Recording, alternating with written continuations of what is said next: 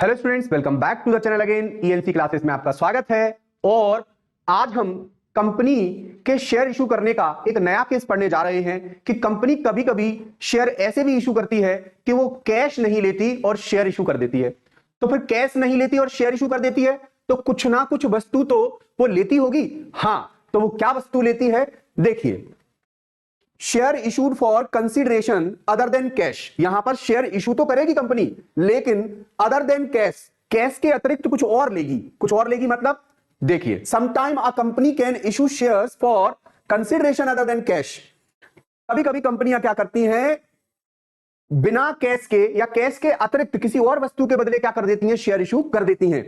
Such as purchase of an asset, या फिर company ने या तो किसी से कोई असेट परचेज की हो और उस असेट का पैसा ना देकर कंपनी उन असेट जिससे खरीदी है, जिस भी वेंडर से, जिस भी दुकानदार से, जिस भी भैया से असेट खरीदी है, उस भाई को पैसे ना देकर शेयर इशू कर दे उसके लिए। एक तो ये सिचुएशन हो गई।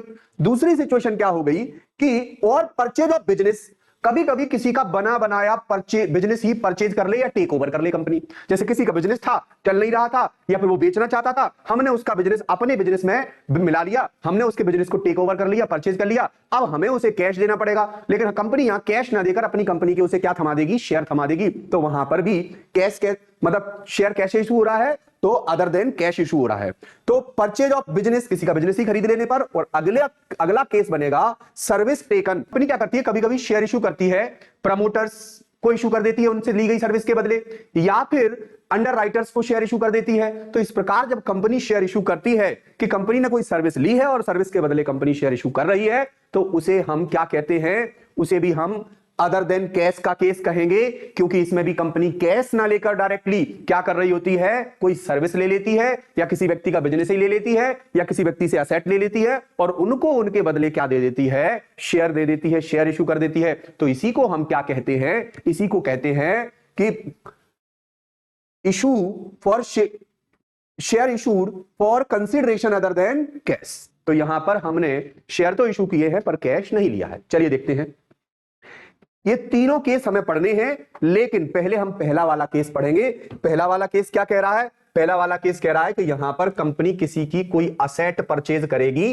किसी व्यक्ति से कोई असेट परचेज करेगी, किसी वेंडर से कोई असेट परचेज करेगी, फिर उसको पेमेंट ना देकर क्या करेगी, उसको शेयर इशू करेगी। ठीक है। और दूसरा वाला केस क्या कह रहा है कि परचेज ऑफ बिजनेस, किसी का बिजनेस ही टेक ओवर कर लेगी, उसके बदले उसे शेयर इशू कर देगी। और तीसरा वाला केस कह रहा है कि किसी व्यक्ति से सर्विस ले लेगी और सर्विस लेने के बाद उसे शेयर इशू कर देगी, जैसे प्रमोटर्स को करते हैं प्रिलिमिनरी एक्सपेंसेस के थ्रू। ठीक, तो ये तीनों केस हमें समझने को मिलेंगे। आप बारी बारी से समझिए। पहला वाला केस हम समझने जा रहे हैं। केस ये रहा।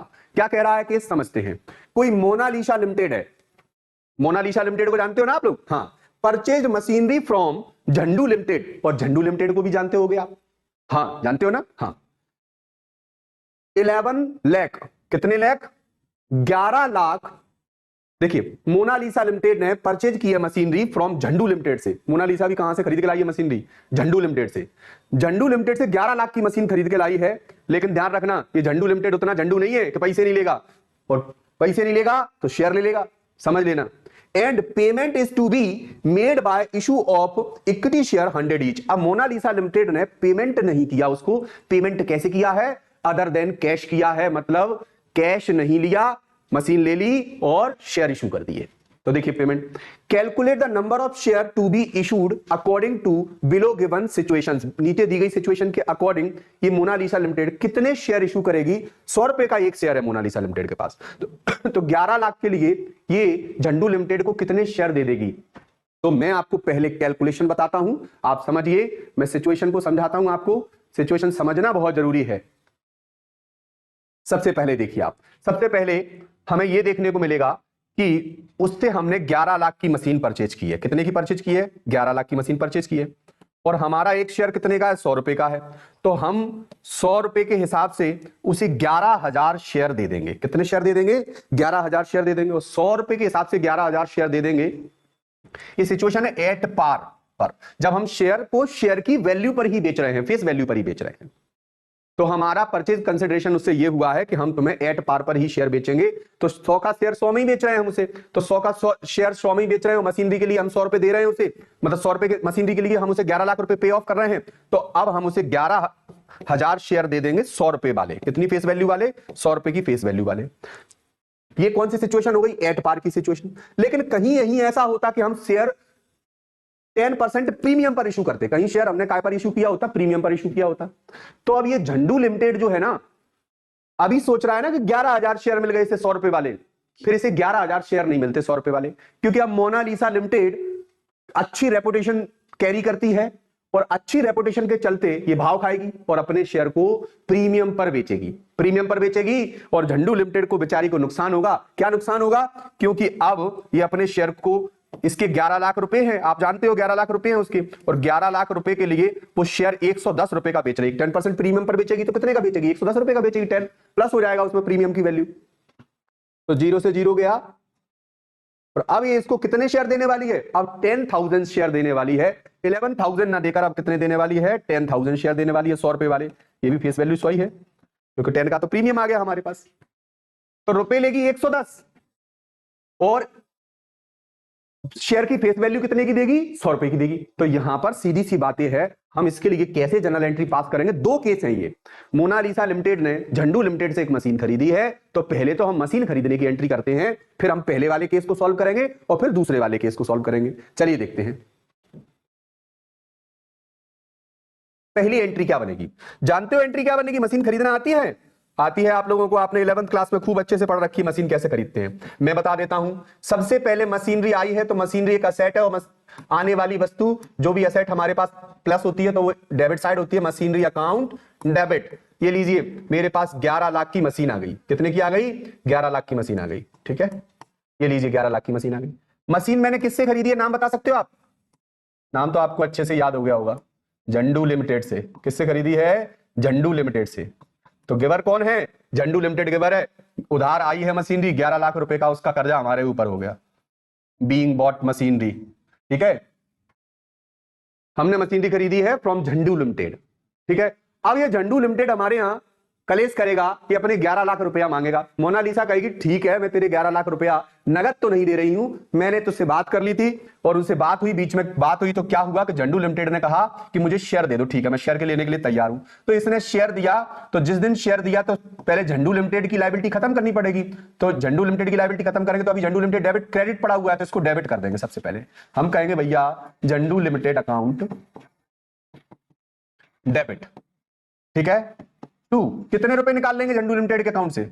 पूरे 11 लाख निकाल लेंगे। ठीक है, और 11 लाख निकाल के इसको दे देंगे शेयर, क्योंकि एट पार पर बेचना है शुरू में, पहले केस में एट पार पर बेचना है, तो हम दे देंगे इसको to share capital, equity share capital. ये लीजिए equity share capital, equity shares capital account. कितने? 11,000। अगर 11,000 शेयर हम देंगे उसे 100 रुपए वाले, तो बताइए कितने के शेयर दे देंगे हम उसे? 11 लाख के शेयर दे देंगे। खुश है वो? ये झंडू लिमिटेड है ना, वो बहुत खुश है। क्यों खुश है? क्योंकि हमने उसे कितने के शेयर दे दिए? 11 लाख के शेयर दे दिए। आप नरेशन भी लिखा करें, लेकिन नरेशन बाद की बात है, पहले आपको जर्नल एंट्री आनी चाहिए। जब हम क्वेश्चंस करेंगे, ये बेसिक कॉन्सेप्ट पढ़ लीजिए, फिर हम क्वेश्चंस करेंगे तो उनमें नरेशन भी हम लिखेंगे।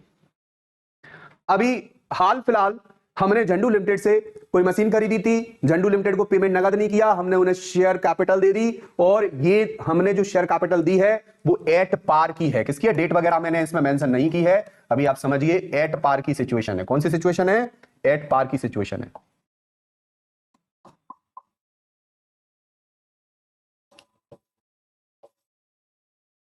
लेकिन कहीं यही सिचुएशन एट प्रीमियम की हो जाती तो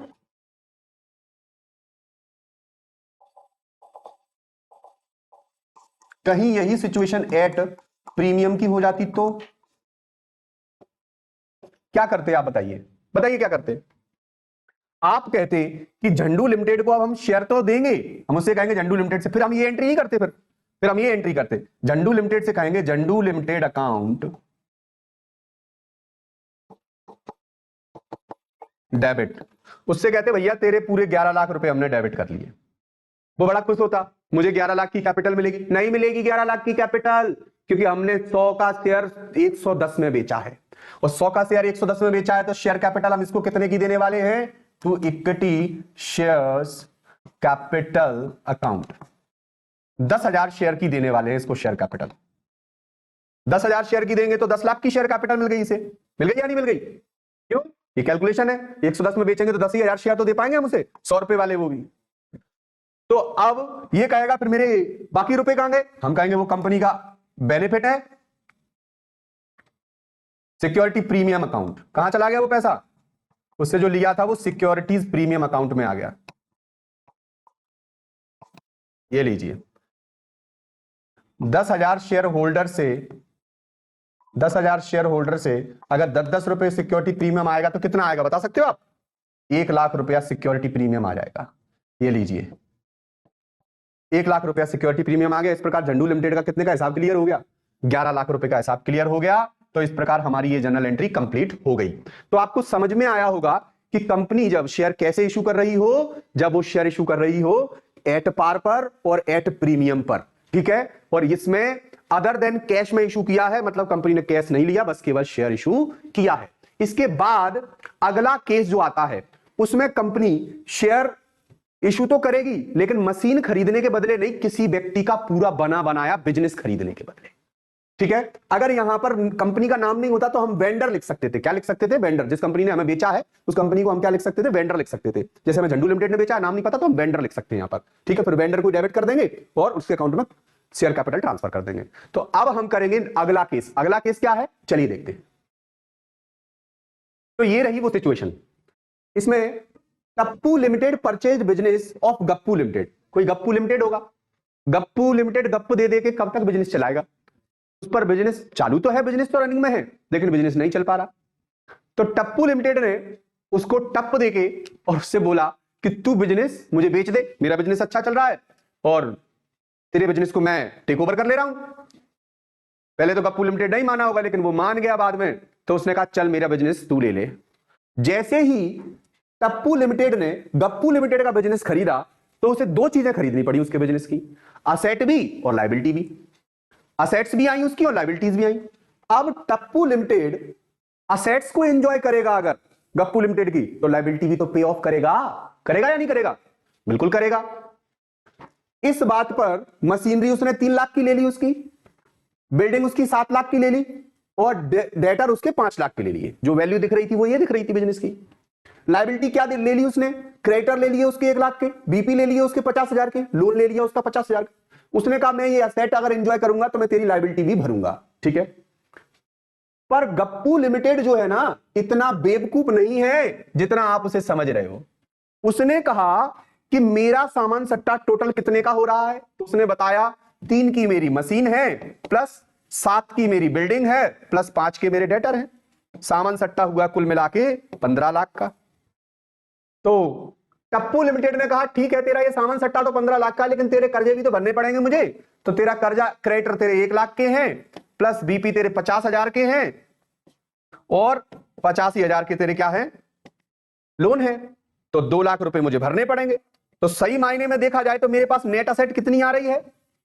तो मेरे पास नेट असेट आ रही है 13 लाख की। कितने लाख की? 13 लाख की नेट असेट आ रही है। कौन कहेगा? ये टप्पू लिमिटेड। 13 लाख की वस्तु आ रही है मेरे पास। आप देखिए कैलकुलेशन, आपको भी समझ में आ गया होगा।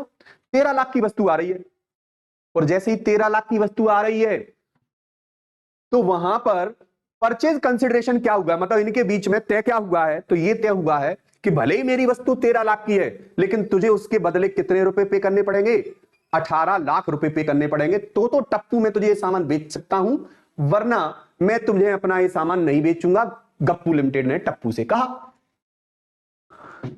या तो आप अपनी टप्पू सेना को वापस ले जाइए अगर आप 18 लाख नहीं दे सकते तो, और दे सकते हो तो फिर ये सामान सट्टा संभालिए और मुझे 18 लाख दे दीजिए।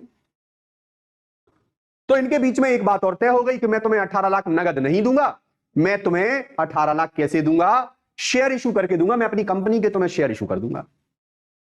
गप्पू ने दिमाग लगाया, ठीक है मुझे तो ओनरशिप मिल रही है कंपनी में, तो कंपनी में वो ओनरशिप लेने के लिए तैयार हो गया। उसकी स्थिति थोड़ी सी ठीक ठाक नहीं चल रही थी, बिजनेस भी ठीक ठाक नहीं चल रहा था। उसने अपना बिजनेस उसके हैंड ओवर करा दिया, उसने टेक ओवर कर लिया बिजनेस। अब जनरल एंट्री क्या बनेगी? तो पहले हम जब शेयर इशू, अब शेयर की फेस वैल्यू तो हमने पिछले वाले क्वेश्चन में की थी, 100 से ही हमने कर रखी है तो 100 ही मानेंगे हम। 100 रुपए फेस वैल्यू मान रखी है, कुछ भी हो सकती है वो तो फेस वैल्यू। 100 रुपए के शेयर हैं, आपको calculate the number of share to be issued according to below given situation. अगर इफ इशूड एट पार और इशूड एट 20% प्रीमियम। अगर शेयर एट पार पर इशू किया जाए या प्रीमियम पर इशू किया जाए, लेकिन हम इस सिचुएशन को बाद में देखेंगे। हम पहले तो ये जो बिजनेस किसी का टेक ओवर करते हैं उसके लिए कैसे जर्नल एंट्री करते हैं ये आप सीख लीजिए पहले। तो देखिए इस क्वेश्चन में आपने ये सारी चीजें समझ ली कि हमने गप्पू लिमिटेड से कितने का सामान खरीदा है, कि हमने सामान खरीदा है 15 लाख रुपए का सामान हमने खरीदा है। क्यों? क्योंकि देखिए बिल्डिंग आई है हमारे पास एक 7 लाख की, डेटर आए हैं 5 लाख के और मशीनरी आई है 3 लाख की, 15 लाख का सामान खरीदा है। और गप्पू लिमिटेड को क्या देने के लिए तय हुआ है, कंसिडरेशन कितने का हुआ है, तो गप्पू लिमिटेड को देने के लिए 18 लाख तय हुआ है। हुआ है या नहीं हुआ है? बिल्कुल हुआ है।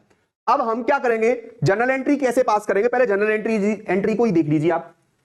मशीन आ रही है 3 लाख की तो मशीनरी अकाउंट डेबिट, डेटर आ रहे हैं 5 लाख के तो डेटर अकाउंट डेबिट, बिल्डिंग आ रही है 7 लाख की तो बिल्डिंग अकाउंट डेबिट। जो जो चीजें आ रही हैं वो सब डेबिट हो जाएंगी या नहीं हो जाएंगी। और तो असेट आई है, अब असेट आई होगी किसी की तो साथ में क्या आई होगी, लायबिलिटी आई होगी। तो लायबिलिटी क्या आई है, टू क्रेडिटर्स, 1 लाख के क्रेडिटर आए हैं हमारे इसके, इससे हमने क्रेडिटर कितने लिए हैं, 1 लाख के क्रेडिटर लिए। बीपी कितना लिया है, 50,000 का। बिल्स पेबल लोन कितने का, 50,000 का। तो असेट अगर कुछ आ रही है तो लायबिलिटी भी तो कुछ आ रही है। तो असेट आ रही है 15 लाख की और लायबिलिटी आ रही है 2 लाख की। तो नेट असेट कितनी आ रही है, क्या आप बता सकते हो? इतना तो आप बता ही सकते हो ना कि किसी व्यक्ति से आपने 10-15 लाख की असेट ली लेकिन उसका कर्जा भी तुम्हें भरना पड़ेगा 2 लाख का, तो वो नेट असेट क्या आई आपके पास? तो नेट असेट आपके पास तो केवल 13 लाख आई। क्यों? क्योंकि 15 की असेट आई थी, 2 का आपको कर्जा भरना पड़ेगा उसमें से, तो 13 लाख ही तो आया तुम्हारे पास। लेकिन आपने उससे तय किया है कि आप गप्पू लिमिटेड को 18 लाख भरोगे। कितने भरोगे? परचेज कंसिडरेशन कितने में तय हुआ है, 18 लाख रुपए में तय हुआ है। आपने उससे बोल दिया था, क्योंकि उसने गप्पू लिमिटेड ने स्पष्ट बोल दिया था टप्पू लिमिटेड से, क्या बोल दिया था कि मैं अपने सामान सट्टे को, भले ही मेरा सामान सट्टा 13 लाख का है लेकिन मैं तो इसे 18 लाख में बेचूंगा, तुझे खरीदना है या नहीं खरीदना है। चूंकि गप्पू लिमिटेड की थोड़ी सी अच्छी सी गुडविल थी, इतनी भी ज्यादा बुरी नहीं थी, पर उसे बिजनेस बेचना था, तो उसने 5 लाख रुपया जो एक्स्ट्रा लिए हैं वो उसने अपनी गुडविल के लिए हैं। किसके लिए हैं? गुडविल के। वो कह रहा है कि भैया मेरा असेट इतने की है लेकिन फिर भी मैं 13 लाख की असेट है, मैं तो 18 में बेचूंगा। तुझे मेरी नेट असेट भले ही 13 लाख की है लेकिन मैं तो 18 में बेचूंगा, तुझे खरीदनी है क्या? तो वो कहेगा यार 5 लाख रुपए तू एक्स्ट्रा ले रहा है। वो ले रहा हूं तो ले रहा हूं। तो किस चीज के ले रहा है? वो ले रहा है अपनी गुडविल के। तो गुडविल, यहां पर गुडविल भी आई है, इसका मतलब गुडविल एक इंटेंजिबल असेट होती है और कोई भी असेट हम खरीदते हैं तो उसे किस साइड दिखाते हैं? डेबिट साइड दिखाते हैं। तो गुडविल अकाउंट डेबिट, और कितने की गुडविल आई है? 5 लाख की गुडविल आई है। हमारे पास ये असेट्स आ गई हैं 1 2 3 4, मशीनरी आई है 3 लाख की, डेटर आए हैं 5 लाख के, बिल्डिंग आई है 7 लाख की और गुडविल आई है 5 लाख की, क्रेडिटर आए हैं 1 लाख के, बीपी आया है 50,000 का, लोन आया है 50,000 का, और गप्पू लिमिटेड का परचेज कंसिडरेशन कितने में तय हुआ है? 18 लाख में। आप जानते हो असेट्स के सारे बैलेंस डेबिट होते हैं और लायबिलिटी के बैलेंस क्या होते हैं? क्रेडिट होते हैं। तो बस हमने तो वही एडजस्ट किया है। अब ये चेटेगा, सामान सट्टा तो हमने ले लिया, तो अब ये कहेगा कि मैंने तुम्हें एसेट दे दी 15 लाख की, लायबिलिटी दी है 2 लाख की और 18 लाख तुम्हें मुझे भरनी है, तो 20 लाख रुपया तुम्हें भरने पड़ेंगे और सामान सट्टा दे रहा हूं मैं तुम्हें कितने का? 15 लाख का ही। ठीक है, तो 20 लाख भरने पड़ेंगे, 15 लाख का सामान सट्टा, तो इसका मतलब ये होगा कि 5 लाख रुपया तुम एक्स्ट्रा ले रहे हो कि नहीं ले रहे हो? तो यहां पर अगर एट पार पर हम अगर इसे शेयर इशू करें, 18 लाख ही तो भरने हमें, तो 18 लाख भरने हैं, तो एट पार पर अगर हम शेयर इशू करें तो हम इसे कितने शेयर दे पाएंगे? तो हम इसे 18,000 शेयर दे पाएंगे। कितने शेयर दे पाएंगे? तो हम इसे 18,000 शेयर दे पाएंगे। तो चलिए हम इस गप्पू लिमिटेड को जो 18 लाख की लायबिलिटी बना बैठा है हमारा, इसको डेबिट कर देते हैं। Gappu limited account debit to equity share capital. लो मैंने इसको शेयर कैपिटल दे दी। अब तो खुश है गप्पू लिमिटेड, अब तो खुश होगा ही। क्यों? क्योंकि उसको मैंने 18,000 शेयर दे दिए हैं 100 रुपए वाले, तो एक तरीके से 18 लाख के शेयर उसके पास पहुंच गए। पहुंच गए या नहीं पहुंच गए? तो अब तो खुश होगा ही होगा। क्यों नहीं होगा? क्योंकि अब उसे, भैया आप क्यों भाग रहे हो, ये लीजिए। अब गप्पू लिमिटेड खुश है, लेकिन कभी कभार ऐसा हो सकता है, कैसा हो सकता है? कभी कभार ऐसा हो सकता है कि जो टप्पू लिमिटेड है वो अपने शेयर को प्रीमियम पर बेच सकता है, एट पार की बजाय। कितने बेच सकता है? एट पार पर। तो गप्पू लिमिटेड कहेगा कि यार इतना महंगा मत बेचो यार, तुम तो ज्यादा, तुम्हें खरीदना है तो खरीदो, नहीं खरीदना तो मत खरीदो। ठीक है, ऐसा कर, मैं प्रीमियम पे भी खरीद लूंगा। तो रुपए कितने देने हैं उसके? 18 लाख, और उसने अपना शेयर बेच दिया है 120 रुपए में। कितने बेच दिया है? तो ये एट प्रीमियम की सिचुएशन बन रही है। किसकी सिचुएशन बन रही है? एट प्रीमियम की। लेकिन अब गप्पू लिमिटेड को उतने शेयर नहीं मिल पाएंगे जितने वो सोच रहा है। क्यों? अब कितने शेयर मिलेंगे? तो 18 लाख रुपए हैं उसके और 120 का हम शेयर बेच रहे हैं। तो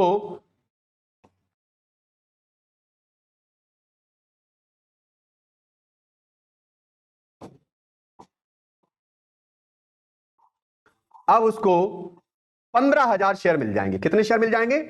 15,000 शेयर मिल जाएंगे। ओनरशिप कितने की मिल जाएगी? 15,000 शेयर की। तो हम कहेंगे कि गप्पू, अब ये वाली एंट्री नहीं करेंगे, ठीक है?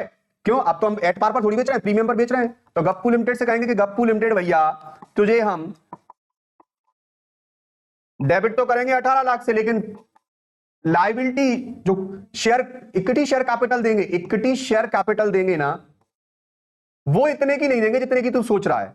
वो तेरे को केवल हम कितने की देंगे? तो हम उसको कितने शेयर दे पा रहे हैं? 15,000 शेयर दे पा रहे हैं। अगर 15,000 शेयर देंगे 100 रुपए वाले, तो कितने लाख की ओनरशिप दे पाएंगे हम उसे? 15 लाख की ओनरशिप दे पाएंगे। बाकी हम क्या ले रहे हैं उससे? सिक्योरिटी प्रीमियम ले रहे हैं। सिक्योरिटी प्रीमियम अकाउंट, कितने शेयर है उसके? 15,000 शेयर दे रहे हैं ना हम उसे। 15,000 शेयर पर अगर आप 20-20 रुपया सिक्योरिटी प्रीमियम लोगे तो 3 लाख रुपए का सिक्योरिटी प्रीमियम आ जाएगा। और अब ऐसी स्थिति में गप्पू लिमिटेड को 18 लाख से हमने डेबिट कर दिया और शेयर कैपिटल दे दी उसे 15 लाख की, क्योंकि हम उसे 15,000 शेयर ही तो दे पाएंगे अब। क्यों? 120 का बेच रहे हैं ना हम शेयर, अपना महंगा बेच रहे हैं। 18 लाख उसके रुपया है, परचेज कंसिडरेशन जितने का हुआ उतने से हम डिवाइड दे देंगे फेस वैल्यू से, या फिर प्रीमियम वाली वैल्यू ऐड करके उसमें। तो यहां पर तो प्रीमियम वाली वैल्यू क्या है? 120 है। 120 के हिसाब से अगर हम उसे 18 लाख के लिए शेयर बेचेंगे तो कितने बेच पाएंगे? केवल 15,000 शेयर। एक शेयर 100 का है, तो इसका मतलब मैंने उसे 15 लाख की ओनरशिप दे दी। सिक्योरिटी प्रीमियम मेरे पास कितना आ गया? 15,000 शेयर होल्डर पर 20-20 रुपए सिक्योरिटी प्रीमियम लूंगा तो 3 लाख रुपए सिक्योरिटी प्रीमियम आ गया। तो इस प्रकार सिक्योरिटी प्रीमियम का केस कब हो जाता है? जब किसी का बिजनेस हमने टेक ओवर किया हो, उसकी असेट्स एंड लायबिलिटी ली हो और परचेज कंसिडरेशन तय हुआ हो। जितने का परचेज कंसिडरेशन तय हुआ है उतने में हमें शेयर इशू करने पड़ेंगे। अगर एट पार पर सिचुएशन होगी तो ऐसे एंट्री होगी, और एट प्रीमियम पर सिचुएशन होगी तो ऐसे एंट्री होगी। हां, लेकिन ध्यान रखना, कभी कभी क्या हो सकता है कि जो सामने वाले ने बिजनेस बेचा था वो 5 लाख रुपया बढ़ा के बेचा था कि नहीं बेचा था? तो बढ़ा के बेचा था मतलब उसने अपनी गुडविल का पैसा लिया था। कभी कभार वो अपने बिजनेस को कोणियों के दाम बेच सकता है। जब वो बिजनेस को कोणियों के दाम बेचेगा तो वो हमें असेट देगा ज्यादा की, संपत्ति देगा ज्यादा की। ये मान लो 100 की चीज देगा और रुपया 80 लेगा, तो वस्तु असेट कितने की आएगी? कि 100 की। रुपया कितने ले रहा है हमसे? 80। तो फिर 20 रुपया ज्यादा बच रहे हैं। इस साइड तो 100 की आ रही है संपत्ति, डेबिट साइड कितने की आ रही है? 100 की। और हमारे लायबिलिटी कितने का बन रहा है? 82 की। तो फिर इसका मतलब क्या हुआ? 20 रुपए हमारे एक्स्ट्रा बच रहे हैं। तो वो यहां पर क्रेडिट साइड आ जाएगा, टू कैपिटल रिजर्व करके आ जाएगी वो एंट्री। क्या करके आ जाएगी? टू कैपिटल रिजर्व करके आ जाएगी। इस क्वेश्चन को देखते हैं हम कैसे करेंगे। उस क्वेश्चन को ऐसे करेंगे, देखिए आप। मान लीजिए कहीं ऐसा हुआ हो कि हमने सामने वाले से असेट्स खरीदी हैं। मान लो हमारे पास फर्नी बिल्डिंग आई है। देखना, आप समझना इस केस को। बिल्डिंग अकाउंट डेबिट, और हमारे पास डेटर्स आए हैं, डेटर्स अकाउंट डेबिट, और हमारे पास फर्नीचर आया है, फर्नीचर अकाउंट डेबिट। 3 लाख का फर्नीचर है, 2 लाख के डेटर हैं, सॉरी 3 लाख की बिल्डिंग है, 1 लाख का फर्नीचर है। देखिए आप समझिए, असेट आ रही है हमारे पास। अब ये असेट आ रही है और हमने परचेज कंसिडरेशन तय कर रखा है, मान लीजिए एबीसी लिमिटेड से। ठीक है, एबीसी लिमिटेड से हमने परचेज कंसिडरेशन तय कर रखा है कि हम तुझे इसके बदले कितने रुपए देंगे? हम तुझे इसके बदले 5 लाख रुपए देंगे। और वो मान भी गया, एबीसी लिमिटेड 5 लाख रुपए के लिए मान भी गया। वस्तु हमने कितने की खरीद रही? कि 6 लाख की वस्तु खरीद रही। पैसे कंसिडरेशन कितने का किया है? 5 लाख का। तो एबीसी लिमिटेड ने सामान सट्टा दे दिया ज्यादा का। असेट कितने की दे दी? चेक कीजिए, असेट दे दी उसने 6 लाख की, और लायबिलिटी बन रही है हमारी 5 लाख की। तो हमें यहां पर 1 लाख का बेनिफिट हो रहा है कि नहीं हो रहा है? तो 1 लाख का बेनिफिट हो रहा है, तो वही कैपिटल रिजर्व है। क्या है? Capital reserve account. ध्यान रखना, ऐसी करना एंट्री। ये लीजिए, कैपिटल रिजर्व अकाउंट में आ गया पैसा 1 लाख। अभी पीछे के जब हमें ज्यादा भरने पड़े थे पैसे, नुकसान हुआ था हमें, तो वहां पर यहां पर बैलेंस कम पड़ रहा था डेबिट साइड, तो डेबिट साइड बैलेंस कम पड़ेगा तो क्या लिखेंगे, उसे हम गुडविल लिखेंगे, और क्रेडिट साइड बैलेंस कम पड़ेगा तो उसे हम क्या लिखेंगे, कैपिटल रिजर्व लिखेंगे। अब एक बात बताना, सामने वाले से हमारा परचेज कंसिडरेशन कितने में तय हुआ है, कितने में तय हुआ परचेज कंसिडरेशन, 5 लाख में, कि हम तो तुझे 5 लाख रुपया देंगे, तो 5 लाख नगद भी नहीं देंगे वो भी, अब हम तुझे शेयर इशू करेंगे 5 लाख के, क्या करेंगे, शेयर इशू करेंगे। तो कितने, कैसे शेयर इशू करेंगे, हम इस एबीसी लिमिटेड को डेबिट कर देंगे, क्रेडिट पड़ा हुआ है ना अभी, एबीसी लिमिटेड अकाउंट डेबिट, कितने से डेबिट कर देंगे, 5 लाख से, और इसको क्या दे देंगे, 5 लाख की शेयर कैपिटल दे देंगे, टू शेयर कैपिटल। लो इसको शेयर कैपिटल दे दिया हमने 5 लाख की। और अभी हमने ये जो केस कैसा है, एट पार वाला है, ये केस कैसा है, एट पार वाला है, ये एट प्रीमियम पर भी हो सकता है। फिर यहां पर और कम शेयर कैपिटल देंगे, डेबिट ज्यादा से करेंगे 5 लाख से, लेकिन शेयर कैपिटल और कम की देंगे, मान लो कि प्रीमियम पर है 1 लाख रुपया, मान लो प्रीमियम के आ रहे हैं, अगर कहीं प्रीमियम वाला होता ये केस, मैं इसी को शिफ्ट करके बता देता हूं, अगर यही मान लो प्रीमियम पर होता 1 लाख रुपीज अगर यहां प्रीमियम के होते, तो फिर हम एबीसी लिमिटेड को डेबिट तो करते, एबीसी लिमिटेड अकाउंट डेबिट, कितने से डेबिट करते, 5 लाख से। ओनरशिप कितने की देते, केवल शेयर कैपिटल, मान लो कि हम ओनरशिप केवल 4 लाख की दे रहे हैं, तो बाकी जो पैसा लिया है वो मान लीजिए हमने पहले ही तय कर लिया इतने पर, हमें सिक्योरिटी प्रीमियम चाहिए 1 लाख, तो ये लीजिए हमने 1 लाख का सिक्योरिटी प्रीमियम ले लिया। अब तो इसे और कम ओनरशिप मिली, पैसे डेबिट हुए 5 लाख के, लेकिन ओनरशिप कितनी मिली, और कम मिली, हो रही कि नहीं हो रही है। तो इस प्रकार ऐसा केस बन सकता है, और आपको इसी तरीके से जनरल एंट्री उसकी बात करनी पड़ेगी। अब इसमें अगला केस आता है, अभी तो हमने किसी से कोई असेट खरीदी, और असेट खरीद के उस वेंडर को हमने पेमेंट कैश में ना करके कैसे किया, शेयर इशू करके किया, और शेयर हमने 2 प्रकार से इशू किए उसे, एट पार पर और एट प्रीमियम पर। डिस्काउंट तो अलाउड नहीं है, आपको पता है स्वेट इक्विटी शेयर वालों को डिस्काउंट अलाउड है, लेकिन डिस्काउंट वैसे जनरल तरीके से अलाउड नहीं है किसी को भी, तो डिस्काउंट का केस तो खत्म ही है अभी। अब हमें तो केवल प्रीमियम पर इशू करना है, या फिर किस पर इशू करना है, एट पार पर इशू करना है। अब कहीं ऐसा हो कि हमने शेयर तो इशू किए हो, लेकिन कुछ असेट खरीदने के बदले नहीं, किसी का बिजनेस खरीदने के बदले नहीं, बल्कि किसी से कोई सर्विस ली हो, प्रमोटर्स वगैरह से, अंडरराइटर वगैरह से, और उस सर्विस के बदले हमने उन्हें शेयर इशू किया हो, तो ऐसा केस बन रहा हो तो क्या करेंगे, तो उसके लिए देखते हैं, चलिए अगला केस है हमारा क्या, कि सर्विस टेकन की है, सर्विस ली है, और सर्विस के बदले हमें क्या करना है, शेयर इशू करने हैं। अब इस केस को हम देखते हैं, इस केस में मोनालिसा लिमिटेड ने प्रिलिमिनरी एक्सपेंसेस को पूरा करने के लिए अपने प्रमोटर को कैश पेमेंट ना करके शेयर इशू कर दिए हैं। चलिए देखते हैं कैसा है केस। प्रिलिमिनरी एक्सपेंसेस हुए थे 1.5 लाख के, कितने के हुए थे, 1.5 लाख के। प्रमोटर लोग जो होंगे वो कह रहे होंगे हमें 1.5 लाख रुपए दे दो, लेकिन 1.5 लाख रुपए हम उन्हें ना देकर क्या कर रही है मोनालिसा लिमिटेड, उनको शेयर इशू कर रही है। चलिए देखते हैं। Monalisa limited issued shares to promoters, face value है 100, जैसा कि आपको पता है शुरू से चल रही है। मोनालिसा लिमिटेड ने 1500 शेयर इशू कर दिए हैं। कितने शेयर इशू कर दिए हैं, 1500। क्यों 1500 क्यों होंगे इशू, आप जानते हो 1.5 लाख रुपया है उनका, और 100 का हमारा एक शेयर है। कितने का शेयर है, हमारे शेयर की फेस वैल्यू क्या है, तो हमारे शेयर की फेस वैल्यू है 100 रुपया, तो हमें 1500 शेयर इशू करने पड़ेंगे कि नहीं करने पड़ेंगे, बिल्कुल करने पड़ेंगे। तो पहले तो ये क्यों इशू कर रहे हैं उसकी एंट्री कर लेते हैं हम। तो प्रिलिमिनरी एक्सपेंसेस या इनकॉर्पोरेशन के एक्सपेंसेस को पूरा करने के लिए हम कर रहे हैं, तो हम इसके लिए पहले प्रिलिमिनरी एक्सपेंसेस करके एंट्री करेंगे। प्रिलिमिनरी एक्सपेंसेस अकाउंट डेबिट, ठीक है। अच्छा, प्रिलिमिनरी की जगह और क्या लिख सकते हो, ये इनकॉर्पोरेशन एक्सपेंसेस भी हो सकते हैं। कौन से हो सकते हैं, इनकॉर्पोरेशन, तो आप इनकॉर्पोरेशन एक्सपेंसेस भी हो सकते हैं, ठीक है। प्रिलिमिनरी एक्सपेंसेस या इनकॉर्पोरेशन एक्सपेंसेस अकाउंट डेबिट, कितने के हैं ये, तो 1.5 लाख के हैं, 1.5 लाख के हैं। और ये पैसा कंपनी को किन्हें भरना पड़ेगा, क्योंकि किन्होंने भरा ये पैसा, ये भरा है प्रमोटर्स ने, मतलब ये प्रमोटर्स का खर्चा है एक तरह, प्रमोटर्स ने जो सर्विस दी है उसके बदले वो पैसा मांग रहे हैं, तो उन्होंने जो सर्विस दी है वो 1.5 लाख की सर्विस है उनकी। अब ऐसी स्थिति में प्रमोटर्स खून पिएंगे कि भैया हमें पैसा दो या शेयर दो, तो ऐसी स्थिति में हम प्रमोटर्स को कंपनी क्या इशू करेगी, शेयर इशू करेगी। तो कैसे इशू करेगी, प्रमोटर्स को डेबिट करेगी, तो प्रमोटर्स अकाउंट डेबिट, क्या, प्रमोटर्स अकाउंट डेबिट। ये देखिए प्रमोटर के अकाउंट में कितना पैसा पड़ा है, 1.5 लाख, 1.5 लाख की लायबिलिटी पड़ी है ना प्रमोटर की, पैसा पड़ा है मतलब लायबिलिटी पड़ी है ना उनकी, तो लायबिलिटी पड़ी है, तो फिर ऐसी स्थिति में हम 1.5 लाख खत्म करेंगे, उनकी लायबिलिटी खत्म करेंगे तो उन्हें शेयर कैपिटल देनी पड़ेगी। तो ये लीजिए प्रमोटर को इक्विटी शेयर कैपिटल हमने दे दी 1.5 लाख की। खुश है प्रमोटर, शेयर कैपिटल मिल गई ना।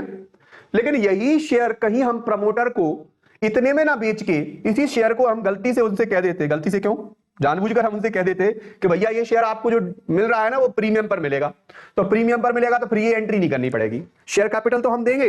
लेकिन केस नंबर 1 ये था कि भैया हमने शेयर 1500 शेयर दिए थे, 100 का एक दिया था, 1.5 लाख का हिसाब किताब क्लियर हो गया था इस केस।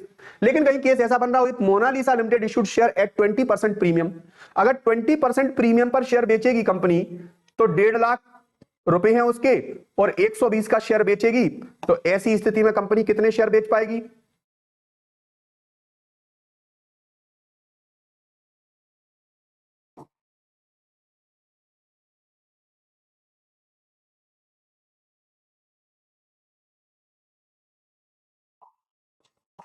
$1250 शेयर, 1250 कितने बेच पाएगी? 1250 शेयर। तो अब कंपनी बेच पाएगी क्या? देगी उसको, प्रमोटर्स को 1250 शेयर देगी। तो अब प्रमोटर्स को डेबिट करेंगे, प्रमोटर्स अकाउंट डेबिट, इनसे कहेंगे भैया तुम डेबिट हो गए पूरे 1.5 लाख रुपए से, 1.5 है, और तुम्हें शेयर मिलेगा कम का, शेयर मिलेगा तुम्हें कितने? 1250 शेयर मिलेंगे। यहां 1500 मिल रहे थे जबकि यहां 1250 मिलेंगे। क्यों? क्योंकि 120 का शेयर है और तुम्हारे 1.5 लाख रुपए है, तो कितने शेयर मिल पाएंगे? 1250। तो 1250 शेयर मिलेंगे, तो शेयर कैपिटल कितने की बनी तुम्हारी? लिख लो, शेयर कैपिटल बनी इनकी 1250 शेयर के लिए, अगर 100 रुपए से देंगे तो कितने? 1.25 लाख, 1,25,000 रुपए की इनकी शेयर कैपिटल बनी। कितने की? 1,25,000 रुपए की। जबकि सिक्योरिटी, फिर ये कहेंगे पैसा कहां गया बाकी का, तो हम कहेंगे भैया सिक्योरिटी प्रीमियम पर बिका है शेयर, ये एट पार पर बेचा था यहां हमने, और यहां पर शेयर कैसे बेचा है? एट प्रीमियम पर बेचा है, सिक्योरिटी प्रीमियम। और 1250 शेयर से अगर हम 20-20 रुपया प्रीमियम का लेंगे तो कितना आ जाएगा? 25,000 रुपए प्रीमियम का आ जाएगा। सॉरी, ये पैसा इधर आएगा 1.25, ठीक है, और ये 25,000। ओके, तो ये हमारा एंट्री हो गई किसके लिए? जब हमने प्रमोटर्स को शेयर बेचे हैं प्रीमियम पर, और ये किस पर बेचे थे? ये एट पार पर बेचे थे। तो आपको ये तीनों केस अच्छे से समझ में आए होंगे, सारे केस क्लियर हो गए इसमें। हमने शेयर, पहले हमने शेयर किसको बेचे? शेयर बेचे हमने उस व्यक्ति को जिस व्यक्ति से हमने कोई एसेट खरीदी थी। फिर हमने शेयर किसको बेचे? शेयर हमने उस व्यक्ति को बेचे जिससे हमने उसका बिजनेस ही टेक ओवर कर लिया था। फिर हमने शेयर किसको बेचे? प्रिलिमिनरी एक्सपेंसेस को पूरा करने वाले लोगों को, मतलब प्रमोटर्स को बेचा, प्रमोटर्स को शेयर दिए। तो इस प्रकार हमने 3 लोगों को शेयर बेचे और कैश नहीं लिया दिया, इसमें कैश ट्रांजेक्शन नहीं हुआ, इसीलिए हम इन केसेस को क्या कहते हैं? अदर देन कैश कहते हैं, और purchase consideration other than cash हुआ है इसमें बीच में। तो आपको ये केस अच्छे से समझ में आए होंगे। इनमें से जरूर एक क्वेश्चन बनता है, आपके बोर्ड क्लास के लिए जरूर क्वेश्चन बनता है इसमें से, आप इस केसेस को अच्छे से समझ लीजिए। और अगर आपको कहीं फिर भी डाउट रह गया हो तो आप मुझे जो है बता सकते हो कमेंट करके। बाकी अगर वीडियो पसंद आई हो तो please like, share and subscribe करना ना भूलें। Thank you.